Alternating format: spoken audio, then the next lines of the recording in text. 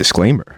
I played this with mods that disabled dynamic resolution, added 60 frames per second, and removed depth of field, which is basically the blur that you would see in the background for my own quality of life preferences. Just felt like I needed to add that in there. Kirby, you know him, we all love him, and if you don't, well, just know he was the lone survivor of the world of light and saved all of his friends in the Smash Bros. Multiverse. So I grew up playing this series since I was a kid, and I still remember going to the vintage store and seeing him in his Game Boy cartridge cover art glory and begging my best friend's mom to get me the game. Meanwhile, my best friend got some DBZ Game Boy colored RPG-like game. Look, I don't know how to describe that game, especially since around the early stage of DBZ games were experiments with what was trendy for around the time, what was new, just with DBZ slapped on the cover. And if I'm going to be completely honest, I'm actually surprised considering we both grew up with Dragon Ball,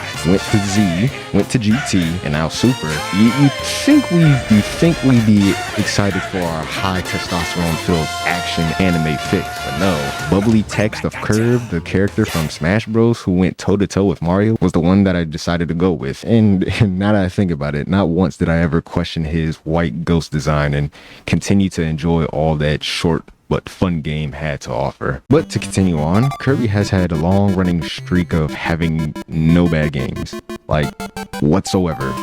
Kirby games have always just been good. Even the spin-offs.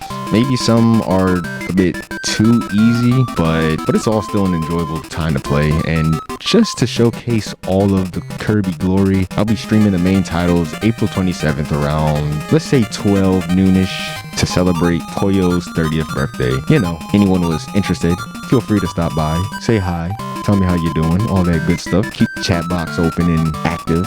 So before I get into it, heads up for anyone who hasn't beaten the game all the way through, there will be a spoiler section, but I'll make sure to mark it down by its own section. But if anything, enjoy the video for what it is and enjoy me talking about this great game that I have been long waiting for.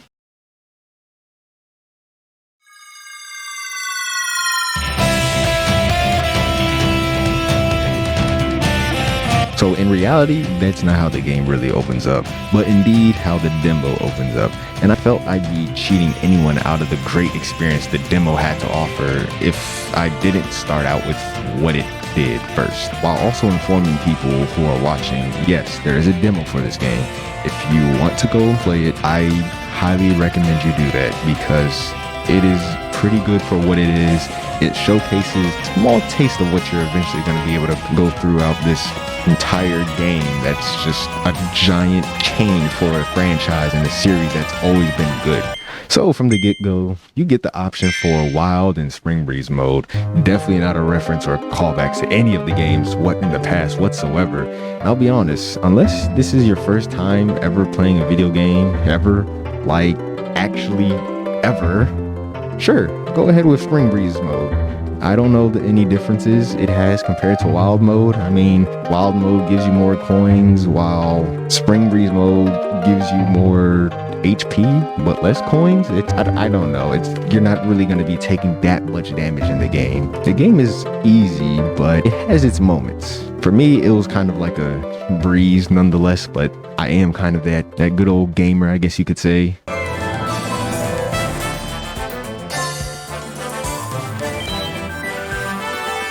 So after Kirby gets a PTSD scenario of what Galeem did to all of the Smash Bros. Characters, some space-time continuum vortex affects Kirby in a way that I assume was the game's explanation as to why there is a mouthful mode in the game, a mode in which I will touch upon later in the video. So Kirby finds himself alone on the beach, waking himself up in good modern Nintendo and other copycat fashions, to this new unfamiliar area of green habitat and into a modern but torn down civilization, or maybe just the Kirby universe's version of Seattle, Washington. Considering the obvious landmark similarity, you still have your Kirby abilities like sucking and spitting, sliding, hovering, though really limited, and yeah, basically the same thing you would get inside of a 2D Kirby game with copy abilities, but in a 3D but linear trail that's more akin to Super Mario 3D Land and World. The story isn't too much to talk about, as is for every Kirby game, and not to say that in a negative way.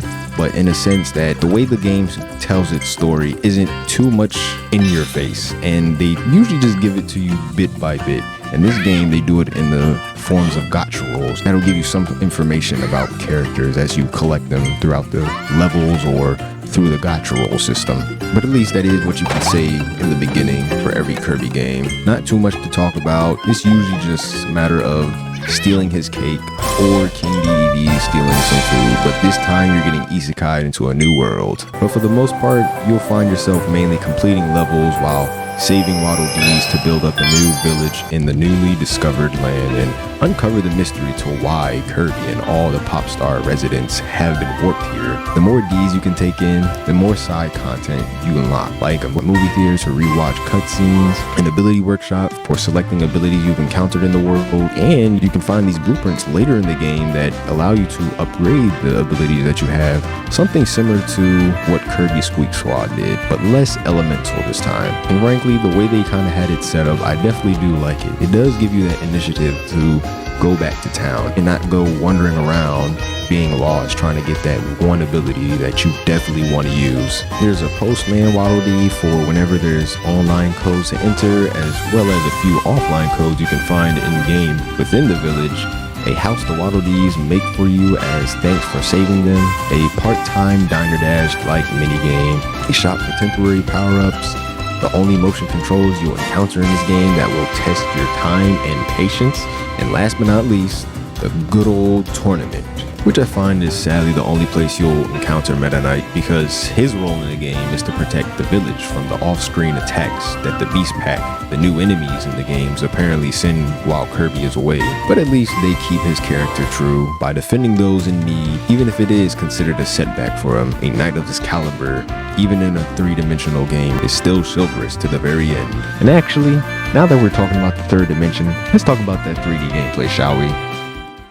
So by no means is this game the Kirby Breath of the Wild many people anticipated, hoped for, and even some hoped not for, which to those people that didn't hope for it to be that, just know that I think you're the type of people that steal Kirby's cake. But the actual 3D in the game can be compared to, as I mentioned before, Super Mario 3D Land and World, just no Bowser's Fury expansion. And in all honesty, I'm pretty cool with that as a starter. The thing about the Kirby franchise is that with every game since Triple Deluxe, there's always been extra modes that would hint new games, their mechanics, playstyles, the whole shebang. I just knew the moment I saw Kirby's Blowout Blast and Planet Robobot, I knew we were in for a Kirby game in a 3D style. And then we got Star Allies, which was an okay game. Too easy for my liking, but I'll let it slide, as they probably wanted the new players playing the first new Kirby Switch game to have a good experience without feeling locked by difficulty. Even though Kirby games do have their difficulty spikes, but not to the point that you should kind of handhold them. But I guess Nintendo was making financial decisions on a big brain level because it kind of worked out in the end. But as far as the 3D is concerned, it's really restrictive, and falling off a cliff is close to non-existent since 90% of the game is either land or water, but still in a linear path fashion. But to combat this, as well as to add replayability to each level, this game adds objectives. Objectives that maybe you'll find by accident or because something felt extremely obvious. Or worst case scenario, you do a level, you do it again to unlock the next objective, just to find out the very last objective was something no one would have ever thought about, no one would ever think about. Or because the game is mostly linear for the most part, even though it's 3D, you would think that the tomato was on the side of the big bridge, and because of the fact that the game is very linear, your main thinking is going to be, let's go straight to the bridge because it's a bridge. Why would you want to go to the side when every other level so far gave you invisible walls that kept you restricted into a certain amount of area, and then you just have that lack of exploration? But for the most part, it's pretty good. It felt good when I found out that there was an item there, and I'm just there like, wow. Sometimes you have to break out of that immersion restrictiveness and just do your own thing, which felt pretty good to do. And sure enough, if you do climb up, you basically have the same overall path as the regular bridge. It's just more difficult, I guess you would say, or people would consider it. You get harder bosses or something like that. I don't really know. I didn't really pay too much of attention as far as difficulty goes, because for me the game was pretty easy. But overall, not gonna lie, I loved and hated the objective system, and I feel like they have a place in the game or in the series, but because the game has that linearity to it, it just falls flat. But if Kirby had a full-on 3D small sandbox, like say Super Mario 64, or maybe an expansion of a 3D world game like Bowser's Fury, a game that had the base of Super Mario 3D World, but with Mario Odyssey openness, I don't see why it couldn't work for Kirby, especially if it makes completing objectives not a force to replay whole levels just because you didn't think to climb to the top of an amusement park structure in the beginning of a level. And with how restricted the game can be, who would have thought it was possible? But frankly, that's my only main gripe with the game and how it does 3D. Most of everything else is pretty solid. But as the first console Kirby game in the third dimension, I see and enjoy it for what it is. A start to something new that we will eventually get more of. And if Bowser's Fury and Kirby Star Allies free updates and additions has taught us anything, I have 100% confidence when I say Nintendo will give us more Kirby content in the future. Eventually. And hopefully not about 4 years after the next Nintendo console gets released, whatever or whenever that may be. So with that long dialogue spiel out of the way, let's just say the game and its gameplay is summed up as Kirby Odyssey 3D Land. And speaking of Odyssey, mouthful modes, this game's new gimmick to become objects, well, just 14 of them, and even with that, only 8 of them actually have use, or a force used to progress throughout the levels, which in turn means throughout the whole entire game.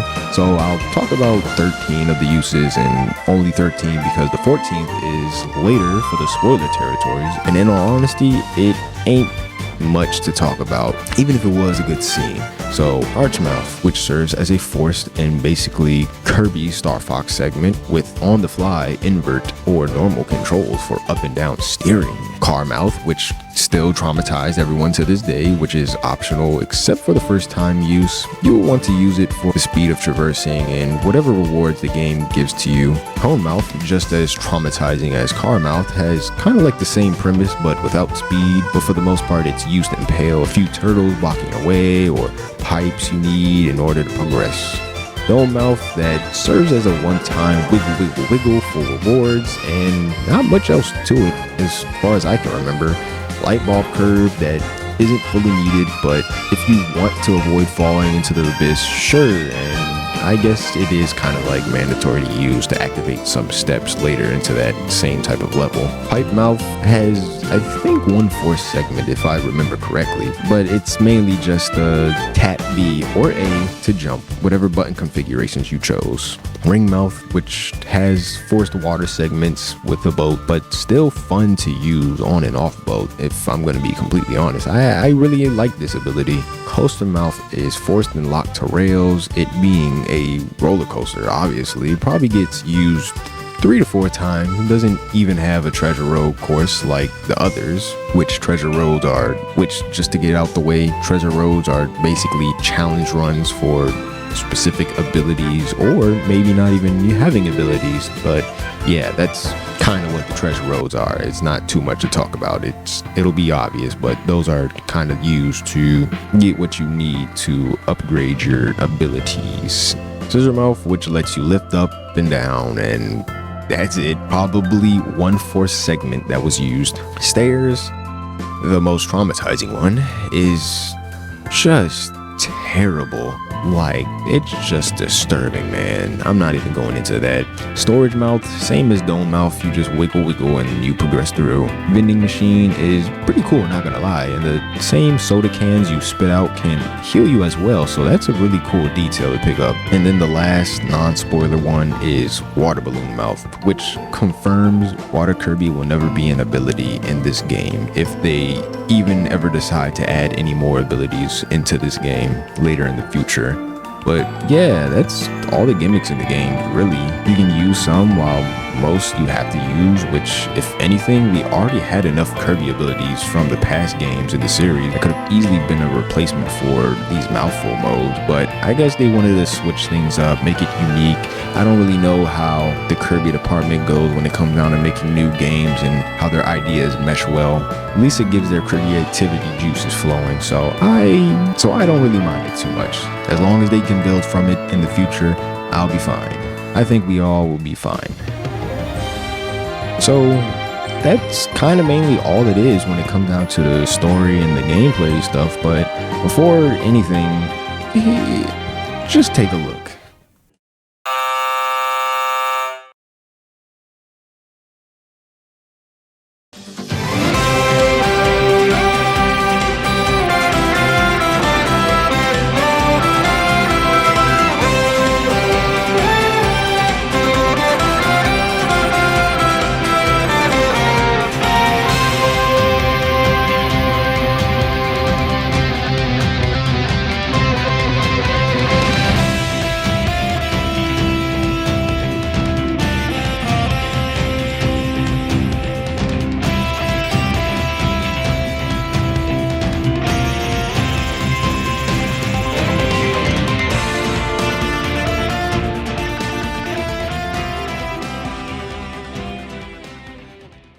You see that?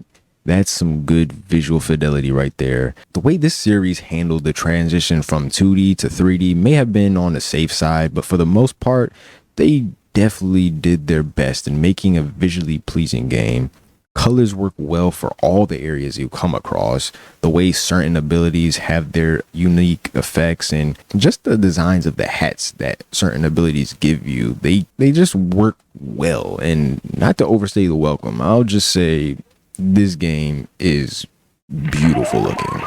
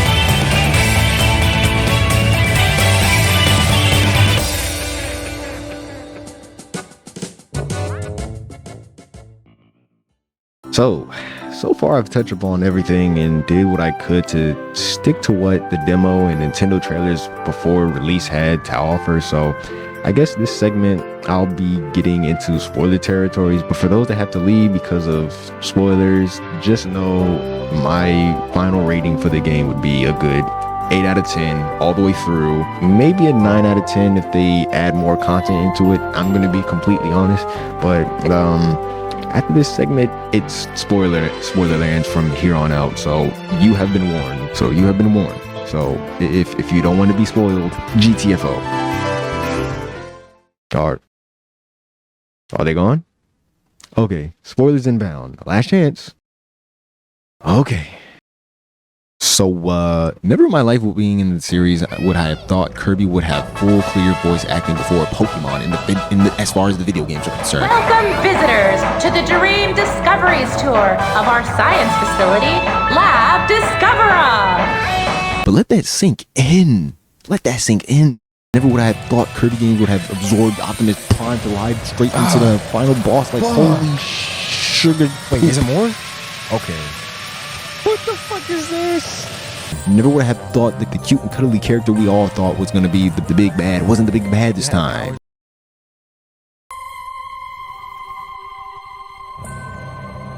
Damn, dog. That hurts. That fucking hurts. I felt that. Bro, what the fuck, man? This is a Kirby game, dog. It shouldn't hurt this much. This game ended with an MCU-like conclusion and made me hope the game wasn't truly over. And the first post-credit scene and picture in the game, like, it definitely fulfilled that wish. After beating the main campaign, we befriended all the bosses we previously beaten, and knowing the quest now serves to save Leon the Lion, and how Coraline basically loves Leon enough to go with his unknown plan with his unknown human language. The only language she knows is meow. Dang, that's cute as heck, dude. It felt good getting info off of characters. It might not have been off the pause menu like it usually is, and in the forms of gacha rolls that I have my own problems when it comes to gacha and the involvement because of a non-Kirby addictive game that takes up my 2 hours of every day and probably continues to do until I either kick this addiction or another takes its place.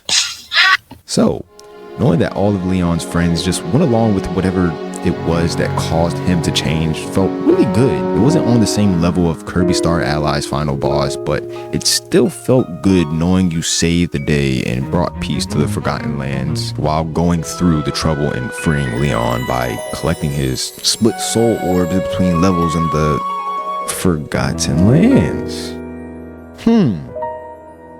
So that's why the title is named the way it is. But all that friendship stuff aside, fighting to save Leon was a grand good time. And that last fight against Morpho Knight blew me away. And at first it felt random as hell until you rewatch the first cutscene and you notice that the same butterfly got sucked into the vortex. The fact that that same butterfly was there all along, ever since the very beginning and up until the very first 3D album, they still brought him, and not once, but twice. It was an okay boss fight. It was pretty easy, but it's like I said, they probably wanted to make the game not hard as hell. If you want that, Elden Ring has you covered for that. But overall, it was enjoyable nonetheless. This game was a joy from start to finish, and even spamming buttons on a DBZ level final stand against the final boss was just as feel good when they did it in Planet Robobot, as if it was some Gurren Lagann reference. But once everything is said and done, all that is left is the tournament. The same bosses you fought when getting Leon's soul back, but a new Meta Knight fight, and ended it off with a soul fight with Chaos Alphaless, and right after just a soul orb. And once again, that actual voice acting line that said, And here we are. just screamed, "Oh God, I'm going to die."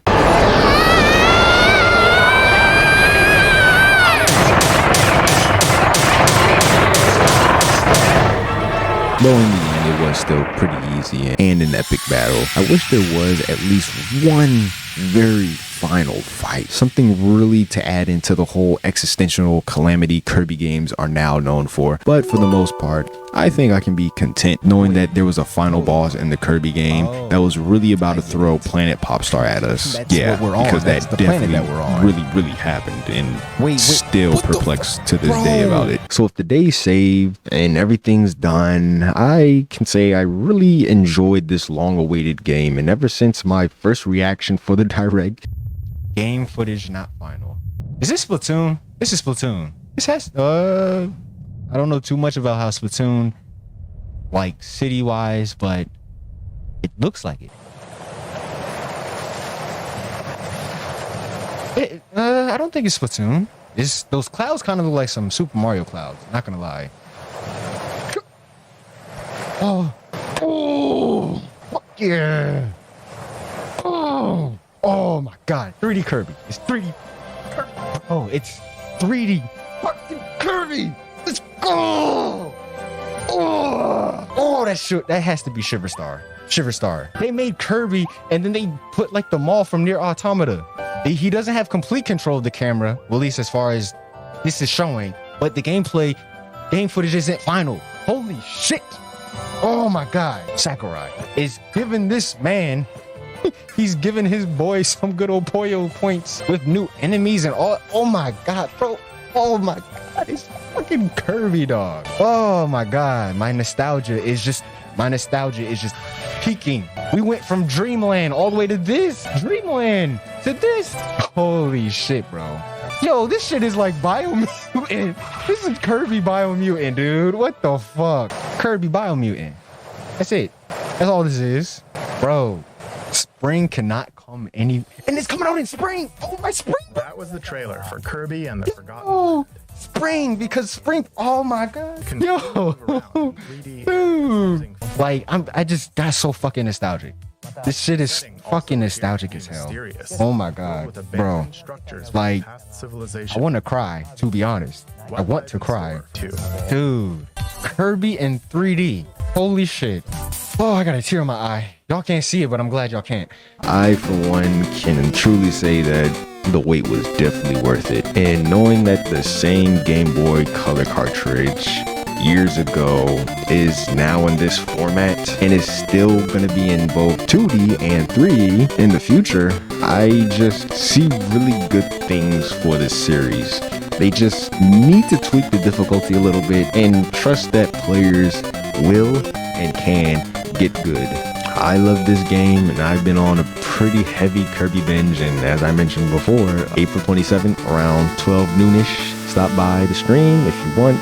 As for this game, I recommend it all the way, and I really hope they add more to it later. It won't surprise me to see another $30 Kirby spin-off title soon in this format. Maybe they'll go for a 4-player online baby's first MMO route, since Kirby Fighters and Super Kirby Clash had its own online horde fights and PvPs. Only time knows when it comes down with Nintendo, but yeah, play it if you can. Try the demo out. It's out there if you have an internet connection, storage, or you just want a chill game that you want to play and just sit down, relax, have some fun with a friend. It's a good time. It's definitely a good time. But until next time, as I always say, good morning, good afternoon, good evening, and good night. Where you may reside, hopefully you're doing good. Your friends, families, loved ones in your life alike. Stop by the stream if you want. April 27th of this month, 12 noonish. So, yeah, say hi, stop by, tell me how your day's been, your week, month, all that good stuff, and maybe even the bad stuff. Till next time, hopefully you all enjoyed this review of Kirby and the Forgotten Land. Until next time, peace out. Bye-bye.